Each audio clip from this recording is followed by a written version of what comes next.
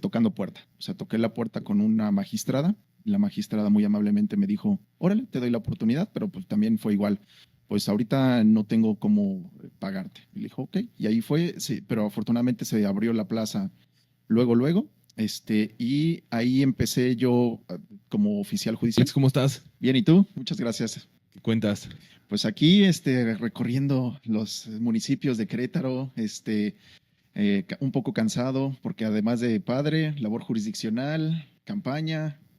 Ya sé. Sí, fíjate que, bueno, antes de iniciar el video, Alex, quiero por favor que te presentes. Claro. Nombre completo, para qué estás compitiendo, qué estás haciendo ahora. Platícanos un poquito de esa parte, por favor. Claro que sí. Bueno, mi nombre completo es Guillermo Alejandro Díaz Cumpián. Actualmente soy secretario de tribunal en un colegiado en materia de trabajo. Ahí ya tengo ya 10 años como secretario de tribunal y en general ya 18 años de experiencia en materia jurisdiccional. Ok. Empecé a trabajar desde Me decías, incluso juzgados de paz. en juzgados de paz. Ahí empecé a trabajar desde meritorio, empecé como meritorio y empecé subiendo.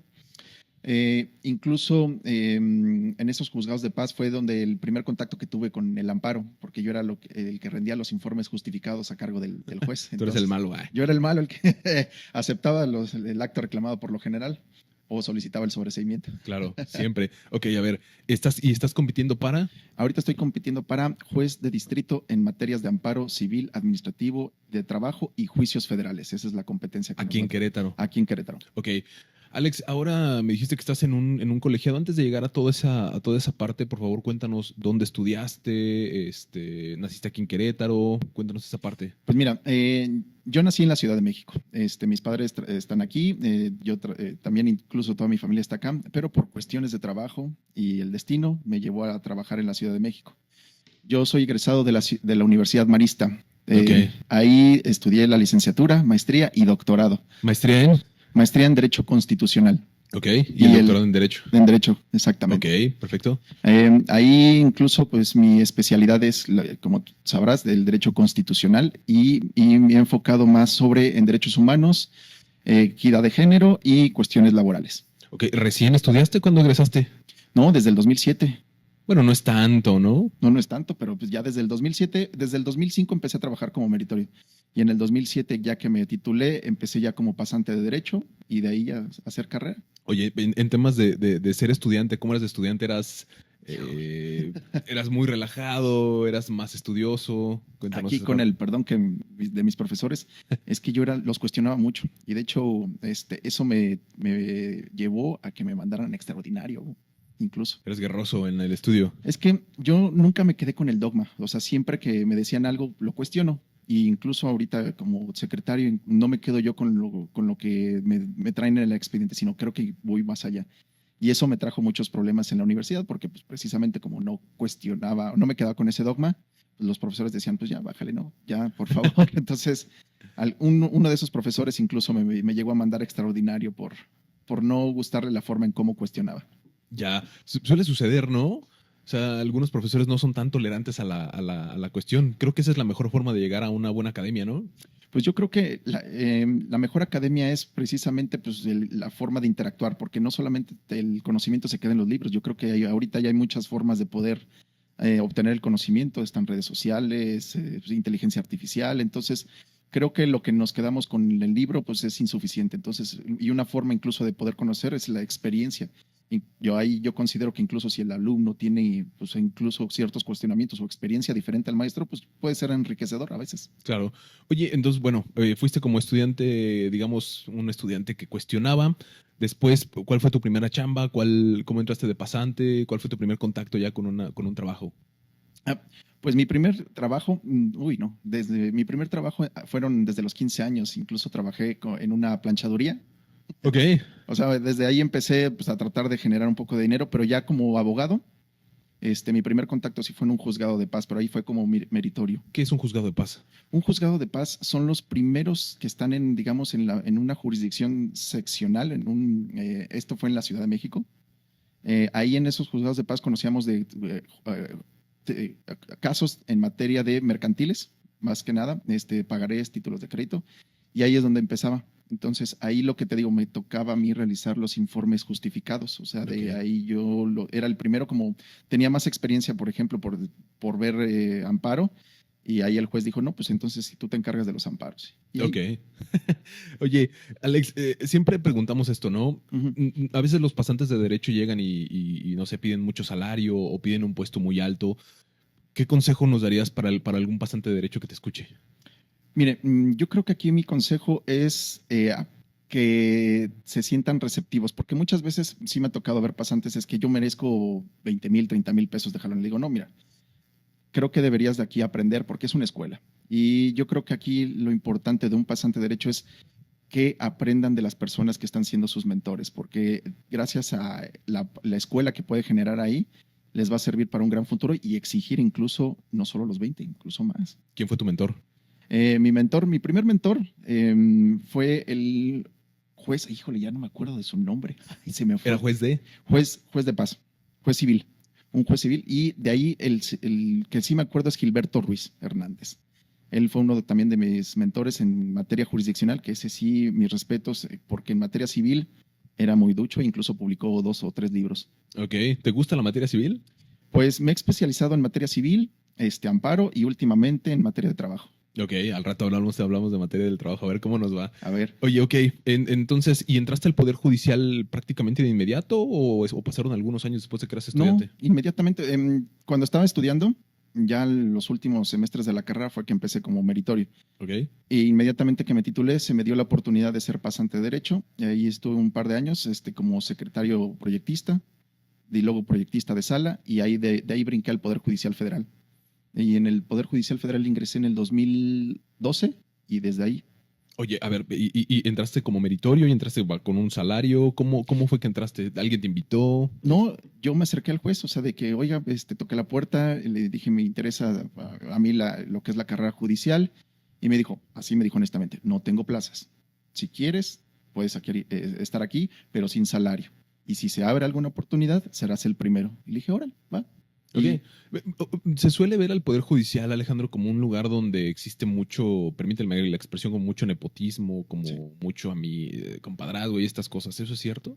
Mira, yo trabajé incluso en el Consejo de la Judicatura Federal, en el área administrativa, y me tocó ver asuntos fuertes, te voy a decir, incluso denuncias penales ante jueces, pero sí me llegó a ver casos de nepotismo. De hecho, una de las reformas que se impulsaron en el tiempo que trabajé en el Consejo de la Judicatura Federal fue de mover a los jueces porque había mucho familiar. Entonces, entre los órganos jurisdiccionales empezaron a mover jueces y magistrados a diferentes circuitos precisamente para evitar esas redes de nepotismo. Entonces, sí me ha tocado ver nepotismo en el Poder Judicial. Alex, permíteme hacerte esta pregunta, ¿no? No es Ujú, que yo esté defendiendo el nepotismo, ujú, pero creo que hay de nepotismo a nepotismo. claro. Hace poquito entrevistábamos a otra persona que su papá era como, su papá o su mamá, no me acuerdo, era como alguien muy, era un magistrado como súper, ya sabes, esos magistrados que son como muy reconocidos, es lo que quiero decir. Ujú, Y cuando lo entrevistamos a esta persona nos dijo, ¿sabes qué? Yo no quiero hacer referencia a eso porque precisamente la gente lo cataloga como un nepotismo, ¿no? Cuando lo entrevistamos a él, la neta es que era un chico muy, ¿cómo decirte? Como muy hábil. O ujú, sea, se veía mucho la escuela que traía de su papá. No sé claro. si me doy a entender. Ujú. Eh, ¿Eso es nepotismo? No sé si me explico dónde está la duda. No, es que yo creo que aquí debemos de diferenciarlo. El nepotismo es que cuando ya utilizas la influencia que tiene tu padre o algo para poder contratar a otra persona. E incluso si no tiene la capacidad, ahí se va a reflejar Exacto. mucho el nepotismo.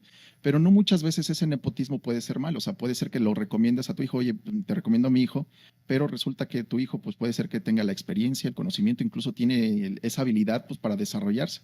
Y ahí sí creo que no lo consideraría como nepotismo justificado, pero sí como cierto influentismo, Ok. por así decirlo. Pero el chiste es que el sostenimiento de esta persona, pues ya fue por mérito propio. O sea, si bien llegó a donde llegó por una recomendación, el chiste es el mantenerse. Y Ok. ese mantenimiento, pues, ¿cómo va a ser? Pues no va a ser ahí que porque le caigas bien al padre, ¿no? Muchas veces, y aquí sí te lo puedo decir en materia jurisdiccional, para mantenerte en esta carrera necesitas inteligencia, experiencia, compromiso y además, pues mucho estudio.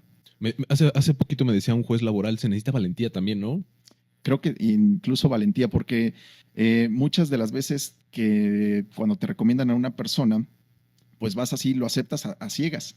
Pero ya cuando lo vas conociendo y, vas así, y ves su trabajo, dices, ah, bueno, entonces sí valió la pena. Ok. O sea, sí me ha tocado ver incluso casos en los que sí llega una persona recomendada, pero esa persona recomendada pues, sí tiene experiencia y sí sabe, o sea, sí le sabe a su chamba. Digamos que el hecho, no por el hecho de recomendarlo ya es nepotismo. Exactamente, yo considero que no. Ok. Alex, antes de entrar a temas ya más jurídicos, por favor, platícame quiénes fueron tus padres, cómo está tu vida familiar ahora. Cuéntame un poquito de eso. Claro, yo soy hijo, bueno, de dos hermanos, de dos hijos. Mi padre y madre son médico y enfermera, trabajaron siempre para el gobierno. Y se dedicaron siempre al servicio público. Entonces, yo tengo muy arraigado eso del servicio público. Y yo tengo mucho como ejemplo a mi padre, porque él desde muy chavo empezó a trabajar en hospitales, incluso también gratis. Y ahorita ya está jubilado. Ambos están jubilados, pero dedicaron toda su vida al servicio público y eso lo admiro mucho, de verdad. Ok. ¿Te gustaría dejar algún mensaje en este video para ellos? Bueno, pues sí me gustaría decirles que estoy muy agradecido por todo lo que me han enseñado, que si no fuera por ustedes no estaría aquí. Muchísimas gracias, papá y mamá. ¿Y en vida familiar? Vida familiar, pues ahorita estoy casado, felizmente casado, ya 10 años. Tengo una hija que se llama María Fernanda. Ok. De hecho, si me permites una anécdota Adelante. chistosa. Ahorita tú sabrás con lo de la campaña. Ahorita tenemos, bueno, el INE nos permitió crear un jingle. Entonces yo tengo un jingle y ahorita con todo lo de la campaña, mi hija se aprendió ese jingle. Entonces me ha causado mucha ternura que incluso cuando vamos a la escuela empieza ella a cantar el jingle que tenemos. Entonces eso me da como más impulso para seguir en esto. Ok, ¿algún mensaje para ellas? Clau, Maffer, las amo. Son mi inspiración y realmente mi fuerza en estos momentos. Fíjate que normalmente hacemos este ejercicio de los mensajes porque sabrás que este video va a quedar en YouTube. Uh-huh. Y a veces lo ve la familia de los candidatos. Es qué como padre. ese contacto. Pero bueno, estás como secretario ahora en un colegiado. Así es. ¿Qué es un secretario? El secretario de un colegiado, digamos, es el primero que analiza el expediente y es el primero que hace una propuesta de una resolución al magistrado. Esa propuesta incluso, bueno, en el tribunal en el que estoy, mi titular da mucha libertad incluso para proponer tesis.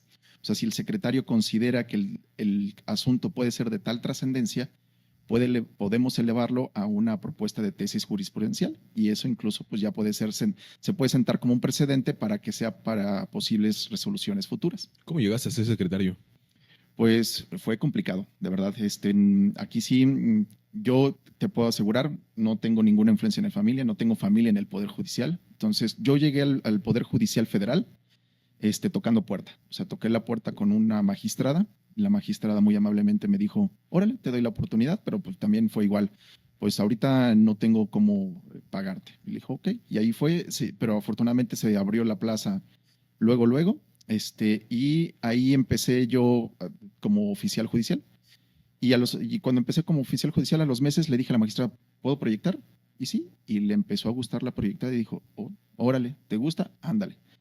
Y de ahí, por azares del destino, me llamaron al Consejo de la Judicatura Federal, porque ahí sí dejé currículums en varios lugares y uno de esos currículums pues le gustó al director general de Asuntos Jurídicos. ¿Picaste piedra? Piqué piedra, o sea, he picado piedra toda mi vida y eso creo que me siento orgulloso en ese aspecto.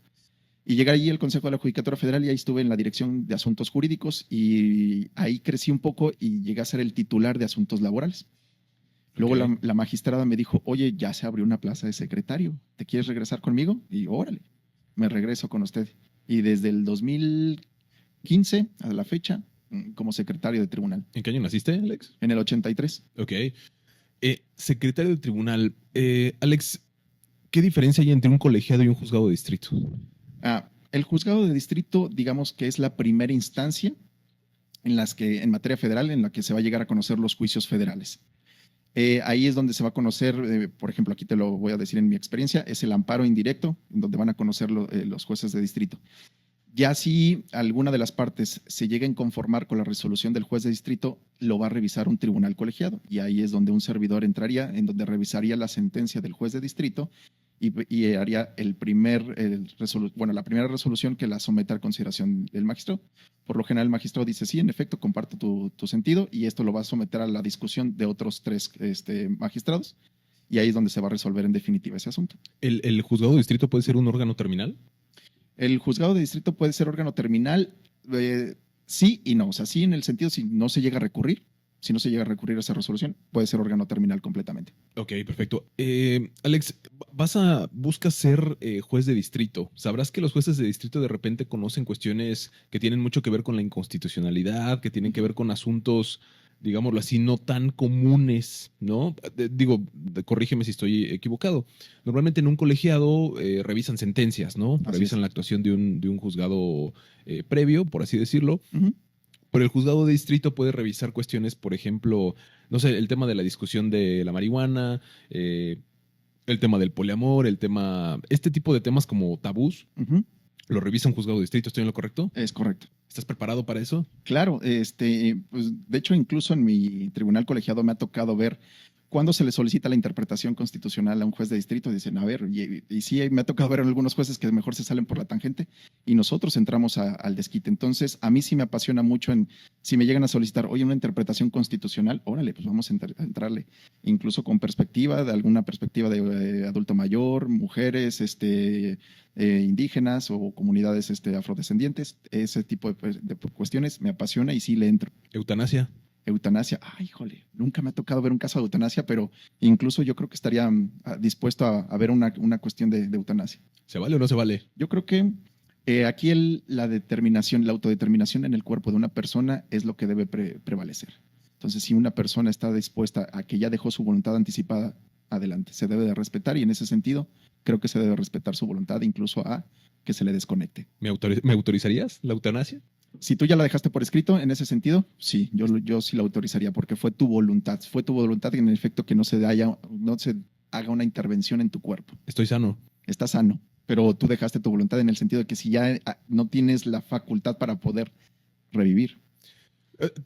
Tal vez estoy llevando el asunto a un lugar Exacto. sumamente extremo, Ujú. pero sí he leído algunas cuestiones que en la eutanasia de gente que pues está en sus 5 sentidos, está sana y busca la eutanasia. ¿Te gusta esa idea o no te gusta la idea? ¿O debe de haber una causa justificada, diríamos nosotros?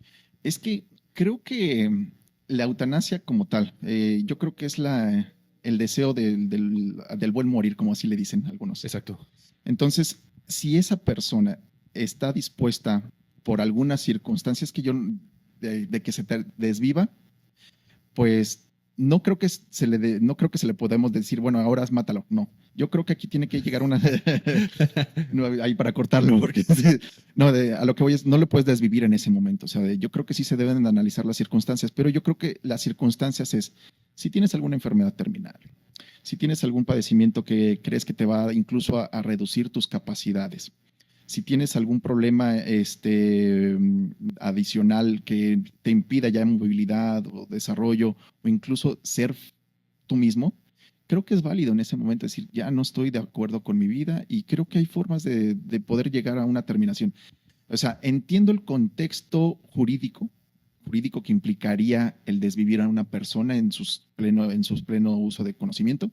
Entiendo esa cuestión, pero debemos analizar más allá. Si adicionalmente a ese pleno uso de sus facultades tiene algún problema y con ese problema siente que no va a poder tener una vida plena y implicaría que se le pudiera desvivir, pues podría analizarse. Yo no dejo cerrada esa puerta de tajo. O sea, es analizable. Ok.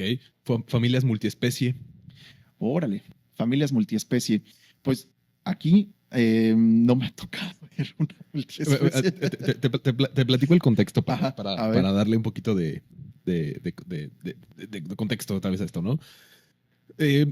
En Colombia se reconocen las familias multiespecie y se reconocen al perros y gatos como parte de la familia como parte del núcleo familiar, no sé si esté bien dicho. Últimamente, por ejemplo, mi hija, que tiene un perrito pug, me ha cuestionado mucho si ella puede obtener un documento, no este registro que arma la Ciudad de México, como este registro de CURP, no. Que ese perrito obtenga un documento tal vez equivalente a un acta de nacimiento o algo por el estilo, para que sea parte de su núcleo, ¿no? En algunos lugares como España Incluso ya son sujetos de pensión alimenticia, etc. ¿Te gusta esta idea? ¿No te late? Pues, mira, yo creo que aquí, insisto, tenemos que respetar la voluntad o la autodeterminación de cada persona. En este sentido, si una persona quiere que se reconozca como parte de familia a un ser viviente, perro, gato, lo que sea, yo creo que es válido. O sea, es válido hasta esa cuestión. Ahora, que tenga derechos y obligaciones, incluso hereditarias, híjole, o sea, aquí o sea, no estaría mal, pero yo lo que voy es, o sea, si me llega un caso, por ejemplo, en amparo indirecto, que puede llegar a ser el caso. Oiga, el registro civil no quiere reconocer a mi perro como mi hijo. Ah, ok, ¿quieres que se te reconozca como tu perrijo? Pues podremos analizar esa cuestión. ¿Por qué? Porque es tu determinación y tú quieres esta persona, o sea, y también hay derechos de los animales, pues podremos buscar la forma jurídica a través del juicio de amparo para que se le reconozca como tu hijo. Pero de ahí a que se le reconozca como heredero total, ahí sí yo lo que buscaría sería, ok, ¿quieres eso o tienes otra familia? Busca mejor otra familia. O si ya de plano, si no tienes nadie y no quieres dejarle, por ejemplo, tus bienes a la beneficencia pública, pues considéralo, o sea, un niño desamparado o tu perro. O podemos hacerle 50-50. Y yo podría, o sea, aquí creo que la función del juez no solamente se debe de quedar en lo que te dicen en los expedientes. Y ahí es donde yo pretendo hacer una diferencia, porque yo sí me pretendo involucrar más. O sea, aquí sí yo podría incluso decirle, oye, si va a ser tu voluntad 100% esto, o quieres accederlo a otra persona, a la beneficencia, o quieres beneficiar incluso a otra persona. Y ahí creo que sería válido incluso interrogar a la propia persona. ¿Es modular constitucionalmente esto? Yo creo que sí. Yo creo que sí, modularmente, constitucionalmente se puede ajustar, porque ya se están, ahorita como está la Constitución, prevé que el derecho al respeto a todas las personas, pero también ya se está buscando el respeto a los animales. Entonces yo creo que sí se podría mover, o sea, jurídicamente es viable. Como te decía, los jueces de distrito inicialmente conocen de este tipo de asuntos. Así es. Alex. Quiero hacerte otra pregunta. Usualmente, sabrás que somos litigantes nosotros. Sí. Usualmente vemos a los juzgados de distrito que siempre buscan el sobreseimiento. Sí. Siempre. A ver, explícanos esto en dos partes. Primero, ¿qué es el sobreseimiento? Tal vez en términos no tan técnicos. Y después, ¿qué piensas hacer si llegas a ser vencedor sobre los sobreseimientos? Claro. Bueno, antes que nada, yo como tribunal colegiado, ahorita como trabajando en un tribunal colegiado, yo estoy en contra de los sobreseimientos.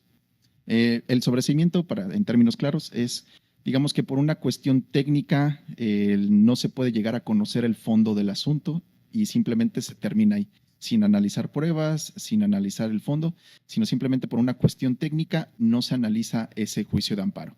Y eso implicaría pues, que se deseche, por así decirlo. Ok. ¿Y qué piensas de eso? ¿Estás en contra? ¿Hay que brincarse los sobreseimientos? ¿Hay que ponderar el fondo sobre la forma sobre el fondo? Es que, bueno, aquí hay que analizar. Sí me ha tocado muchas veces que los jueces son, digamos que se agarran mucho de la herramienta del sobreseimiento. Pero entonces ahí sí yo estoy en contra de esa cuestión, porque muchas veces es, oye, no, pues no solamente porque se trate, por ejemplo, de un acto contra el Consejo de la Judicatura o actos en ejecución de un laudo, una sentencia, sino, oye, tienes que analizar, en efecto, hay una excepción, o sea, sí se puede analizar el fondo. Entonces, en ese tipo de cuestiones que sí es viable el análisis de fondo, analízalo, no solamente porque te quedas que, oye, este es un acto del consejo, es un acto en ejecución de laudo, ejecución de sentencia, pues ya sobrecelo. No, espérate, pues analízalo bien, o sea, no solamente te quedes con los primeros 2 párrafos de la demanda, sino analízala integralmente. ¿El sobreseimiento es automático o es obligatorio? Es obligatorio porque ahí sí la ley de amparo nos obliga a todos los órganos que si adviertes una causal de improcedencia de oficio, la tienes que invocar. Pero no por el hecho de que tú tengas conocimiento de una causal de sobreseimiento o de improcedencia, que la invoques de oficio, pues la aplicas de manera automática. Yo creo que podrías privilegiar aquí el fondo sobre la forma, precisamente, y el formulismo del sobreseimiento. Ok, perfecto. ¿Qué se escucha? Ok. Alex, ok, perfecto. Alex, quiero hacerte algunas otras preguntas. Normalmente los juzgados de distrito tienen mucha carga de trabajo, ¿no? Sí. Usualmente, incluso a nosotros los litigantes nos llegan esas quejas, ¿no? Oye, ¿por qué tarda tanto mi juicio de amparo? ¿Por qué esto? ¿Por qué se tardan tanto? Mira, te lo voy a decir desde la experiencia que he visto aquí en Querétaro y en la Ciudad de México, desde los 2 aspectos. Aquí en Querétaro la carga de trabajo es que hay 7 juzgados de distrito que están semi-especializados. ¿Qué quiere decir? Que conocen de todo. En el caso que estamos viendo ahorita es amparo civil, administrativo, trabajo y juicios federales. Entonces, la carga que trabajo que tiene por cada una de esas materias es abrumadora.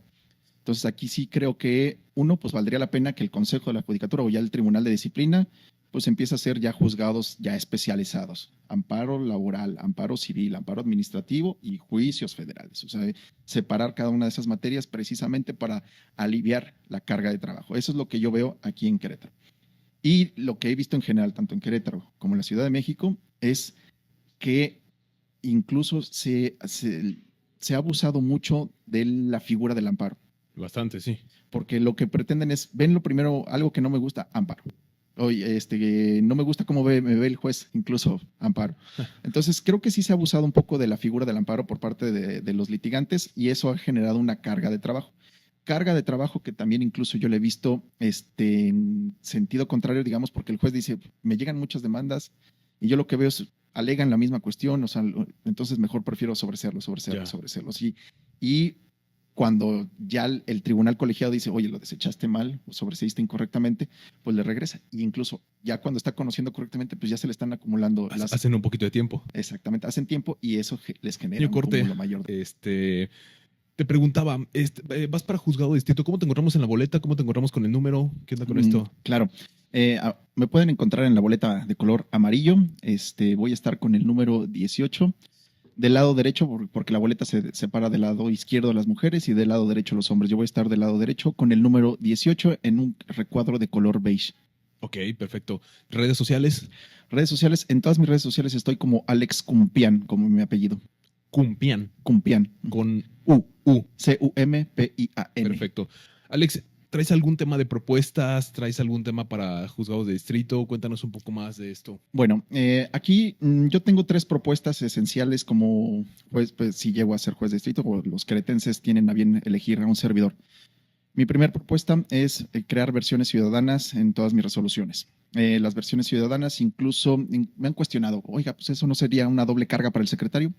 Creo que no. Yo no lo veo así porque incluso ya podemos utilizar la inteligencia artificial para crear versiones más cortas de una resolución. Justo. Entonces podemos utilizar la inteligencia artificial para decir, pues créeme un resumen entendible de una cuartilla y yo lo revisaría precisamente y si el resumen coincide con la sentencia, órale, vamos y se publican las dos. La segunda propuesta que tengo es reparaciones integrales en todos los juicios de amparo. ¿Qué significa? Tú sabrás, como litigante, que muchas veces los amparos se quedan en la restitución al quejoso en sus garantías y se quedan ahí.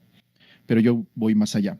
Voy más allá que incluso buscaría medidas de no repetición, modificaciones a las normas, reparaciones económicas.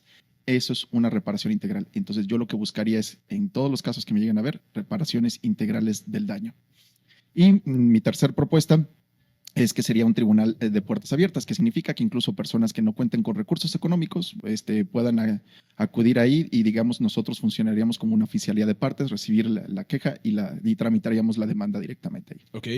Alex, yo conozco un poco de tu trabajo del tribunal colegiado en materia laboral. Súper. Sé que eres una persona que sigue cuestionando mucho algunas normas, sé que sigues siendo como muy pragmático en tus sentencias. ¿Va a ocurrir lo mismo si llegas a ser juez de distrito? Sí, ahí créeme que es un compromiso que yo tengo con la ciudadanía y los queretenses en general, que a mí me gusta ser práctico y buscar siempre el cuestionar a la autoridad, o sea, no quedarme ahí con esa cuestión y yo lo que buscaría es proteger a las personas, porque precisamente cuando llegan a un tribunal es lo que buscan es, señor, me violaron derechos humanos y no solamente me quedaría ahí, no, te violaron sus derechos humanos. Ah, bueno, entonces, autoridad, ¿por qué lo hiciste? No lo quiero que lo vuelvas a hacer con esta y con ninguna otra persona. Entonces, esa es mi visión que tengo de justicia. ¿No resulta ser peligroso eso? ¿Es peligroso? Sí. Incluso te puedo contar una anécdota personal, incluso asuntos que me han llegado en el colegiado pesados, o sea, sindicales fuertes. Nos han llegado así amenazas por parte de queremos así, y aún así no me van a doblegar. En ese aspecto puedes tener 100% certeza de que una resolución va a ser apegada a la Constitución. Sí, son bien amables esos de los sindicatos luego. Ya nos tocó una vez también, ¿verdad? Sí, son bien amables. Sí, son. Alex, ¿qué es el equilibrio entre los factores de la producción? Híjole. El equilibrio de los factores de producción es que debes de buscar la producción, el trabajo y él entre y los patrones, y precisamente que ese equilibrio pues sea como coordinado o pues así decirlo, homólogo o entendible entre las ambas partes. ¿Los jueces lo saben todo? Híjole, no. Ahí sí te puedo ser honesto, no creo que lo sepan todo. ¿Qué les falta saber y cómo logran o cómo deben de lograr saberlo? Yo creo que aquí para poder aceptar el equilibrio o buscar un equilibrio entre las partes es que creo que no solamente se deben de quedar en lo que dice la ley, incluso deben ir más allá. Experiencia, aquí te voy a comentar. Muchas veces, por ejemplo, ven un despido, o me ha tocado ver que ven muchos despidos de que, bueno, es trabajador de confianza. Entonces, que es de trabajador de confianza, pues ya. Pero rompe ese paradigma. ¿Qué pasa si se despidió una persona de confianza estando en lactancia, estando embarazada?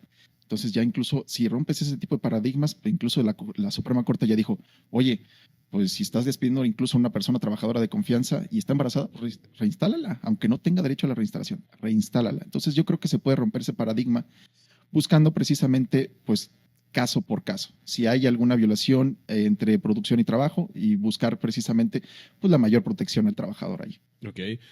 Alex, ¿siempre la carga de la prueba es del patrón? Te puedo decir que en la mayoría, un 90% sí, un 90% sí, y en otro 10% no. ¿En qué casos no habría carga de trabajo? Básicamente cuando se niega lisa y llanamente. O sea, si llega el patrón y dice, pues yo ni te conozco. No. Ahí sí. Mi pregunta es, por regla general, Sí, la carga de la prueba siempre es del patrón. Es correcto. ¿Pueden haber supuestos en los que, eximiendo la negativa, eximiendo todas estas situaciones, la carga de la prueba se mueva al trabajador? Sí. Incluso tú sabrás en ofrecimientos de trabajo, cuando se ofrece el trabajo. Viejo sistema. El viejo sistema, exactamente. Cuando ofreces el trabajo, aquí incluso, bueno, ya el viejo sistema precisaba que si tú ofrecías el trabajo, el trabajador tendría que acreditar la existencia del despido, pero ya incluso ya ahorita con la reforma del 2019 ya se están rompiendo esos esquemas, es ir evolucionando. ¿Te gusta la Corte Interamericana? Me gusta, claro. Sí, lees sentencias. He leído algunas sentencias, no en materia de trabajo, no me ha tocado leer de trabajo, pero sí en derechos económicos, sociales, sí, casos, pues los que se han sido muy sonados en México, sí, por ejemplo, pues lo de la prisión preventiva justificada y la prisión preventiva oficiosa, ese tipo de cuestiones, sí. Rosendo Radilla. Rosendo Radilla también. Lagos del Campo. Ay, híjole, un tema muy, muy feo, pero sí, Lagos del Campo también. ¿No te gustó Lagos del Campo? Sí, no, sí me gustó. Pero sí, también, o sea, sí las he leído, e incluso creo que sí han sido muy parteaguas completamente aquí para el sistema jurídico. ¿Apariencia del buen derecho te gusta? La apariencia del buen derecho, pues es necesario para incluso realizar las suspensiones. ¿Es utilizada siempre en juzgados de distrito o a veces lo olvidan? Híjole, en mi experiencia me ha tocado ver que incluso la justifican mucho la apariencia del buen derecho para negar. Incluso a mí me ha tocado mucho que utilizan eso, la apariencia del buen derecho, pues porque no tienen una apariencia del buen derecho, entonces te niego la suspensión. Entonces me ha tocado ver eso en muchos casos. Y nosotros, ahí te lo voy a decir como experiencia propia, con independencia de la apariencia del buen derecho, basta con que lo solicite el quejoso, muchas veces el trabajador, ya hay una presunción de la apariencia del buen derecho y eso es más que suficiente para conceder la suspensión. O yo incluso soy de esa escuela. ¿Te gusta el lenguaje igualitario, el lenguaje inclusivo? No estoy en contra de ello, pero creo que es una forma de comunicación. ¿Qué quiere decir? Si la persona incluso quiere que se solicite que se le identifique como con una ella, se le puede hacer esa distinción. No estoy en contra de eso. Veríamos en tus sentencias al quejose. Al quejose, sí. Sí, no tienes tema con No, al contrario, yo creo que se facilitaría incluso la comunicación porque muchas veces, y sí me ha tocado ver casos en donde una persona no se siente identificada con algún género, una expresión de género, y es válido. Me dice, yo no quiero que me digan quejoso o quejosa, sino quejose. Y es válido, es una forma de que se le identifique. Alex, el trabajo de un juzgado de distrito, ¿cómo impacta en la vida de un ciudadano de a pie? Creo que es muy importante la función que tienen los jueces de distrito. ¿Por qué? Porque a través como va a ser la primera instancia en materia de amparo, pero la primera instancia en donde tú vas a suspender el acto. Creo que aquí es lo importantísimo que tiene el juez de distrito aquí en Querétaro y en todo el país. Porque a través de la resolución del juez de distrito vas a suspender de primera mano el acto reclamado. ¿Qué implica? Si hay una violación por parte de la autoridad, incluso pues, ves que no está cumpliendo con ciertas normas, en ese momento pues vas a decirle para aquí o restitúyele momentáneamente al quejoso en este. Y entonces creo que eso es lo importante porque es lo que se buscaría de primera mano en un juicio de amparo. Alex, otra pregunta. Sabrás que Querétaro está concentrado en, digámoslo, viéndolo de frente, tal vez todo está concentrado en el sur, Sí. en Querétaro y San Juan del Río. Hay mucha gente que vive en el norte de Querétaro, donde Sierra Gorda, más allá de Amealco, Landa de Matamoros, esta situación. ¿Cómo vamos a lograr llevar al juzgado de distrito a estos lugares? Sé que has estado en varios municipios y eso lo aplaudo, eso me gusta que lo hagan los candidatos, no todos lo hacen, pero ¿cómo llevamos la justicia allá? O sea, no la campaña. ¿Cómo logramos que estas personas sepan y utilicen un juzgado de distrito? Híjole, qué bueno que me haces esa pregunta, porque sí me ha tocado ver en muchos de los casos oiga, señor juez, pero si yo quiero presentar una demanda de amparo, ¿cómo le hago? Y si estoy aquí en Amealco, o sea, ¿cómo me tengo que trasladar hasta el centro de Querétaro? Ahorita, como está el sistema, lamentablemente es así. Pero yo ahorita, viendo las necesidades de toda la gente queretense, ya estoy pensando incluso sí trasladar esta cuestión de los juzgados de distrito de manera trimestral. Incluso ya esto es una de mis nuevas propuestas que estoy implementando. Cada trimestre es un compromiso que tengo ir visitar los municipios alejados de Querétaro. ¿Por qué? Porque me ha tocado muchas veces, no tengo recursos, no tengo abogados, pero tengo una inconformidad porque no tengo acceso a agua, no tengo acceso a medicamentos, no tengo acceso a un hospital o a atención médica. ¿Cómo le hago para eso? Le digo, pues se podría a través del amparo, pero ¿cómo? No tengo un abogado. Entonces, mi función o lo que yo pretendo es, pues, trimestralmente, porque sí, la función esencial de un tribunal tiene que ser en el órgano jurisdiccional, pero trimestralmente, pues sí podría solicitar autorización al Consejo o al Tribunal de Disciplina para acercarme a estos municipios y en esos municipios empezar a analizar la problemática de la sociedad. Y ese es un compromiso que tengo ya con los cretenses. Alex, ya para ir cerrando, fíjate que hace poquito en la red social X, ¿cuál es tu red social favorita? Pues estoy entre las tres, X, TikTok e Instagram. Son mis redes favoritas. Fíjate que vi un abogado en temas de amparo que hizo o rindió alegatos, no sé si lo viste, armó un video para YouTube, creó un enlace privado y rindió sus alegatos de esa forma. Algo así hizo el cuate, ¿no? Muy novedoso. La gente de allá, evidentemente, la mayoría creo que tendrá acceso a Internet. ¿Se vale comunicarse con un juzgado de distrito en ese sentido? Sí, yo considero que sí. Aquí la Constitución, tú sabes, el 17 constitucional, se debe de privilegiar fondo sobre forma. Exacto. Y entonces yo creo que aquí la cuestión, aun cuando la ley de amparo en su artículo 3 establece que se debe ser preponderantemente escrito, yo creo que podemos flexibilizar y aplicar la Constitución. He visto ese Twitter, ese X de este abogado, incluso yo soy de eso, porque también es una de mis propuestas, es no solamente poder acceder a una justicia a través de una cuestión escrita, podemos hacerlo incluso a través de teléfono, porque una de mis propuestas es teléfono, porque sé lo difícil que es el acceso a justicia y aquí en Querétaro, en la Sierra Gorda, como tú me lo has comentado. Entonces, si yo tengo la posibilidad de recibir una llamada, obviamente teniendo ya abierto el expediente, pero si la persona necesita, oiga, necesito hacer necesitamos que desahogue una comparecencia, una cuestión así por teléfono mismo, lo podemos tomar. Ya incluso con la tecnología avanzada, si presentan alegados, incluso un recurso, si lo pueden presentar a través de una liga de YouTube, TikTok o algo así, es válido. Yo sí lo podría admitir. Ok. Alex, me quedo, la verdad, muy satisfecho con la plática. Te lo digo, de verdad, lo platicaba tras cámaras. Yo ya conocía tu trabajo, me pareces una persona bastante preparada para el puesto. No te lo digo porque estemos frente a cámaras, sino lo digo con mucha honestidad. Muchas gracias. No tenía el gusto de conocerte de forma personal, pero confirmo que eres una persona bastante preparada, Alex. Quiero abiertamente invitarte a una parte 2. Claro. Obviamente, si las agendas te lo permiten y desde luego el tiempo, por favor, acéptanos una parte 2. Claro. Sobre todo a los candidatos de jueces de distrito nos gusta ponerles en la mesa algunos temas que son como tabús para conocer sus opiniones, ¿no? No sé si quieras recordarnos, Alex, tus redes sociales, temas de boleta y algún mensaje final, por favor, para... Claro que sí. Recordarles, yo soy Díaz Compián Guillermo Alejandro. Estoy en la boleta amarilla del lado derecho con el número 18 en el recuadro color beige. Y en todas mis redes estoy como Alex Compián, X, TikTok e Instagram. Ahí me pueden localizar como Alex Compián.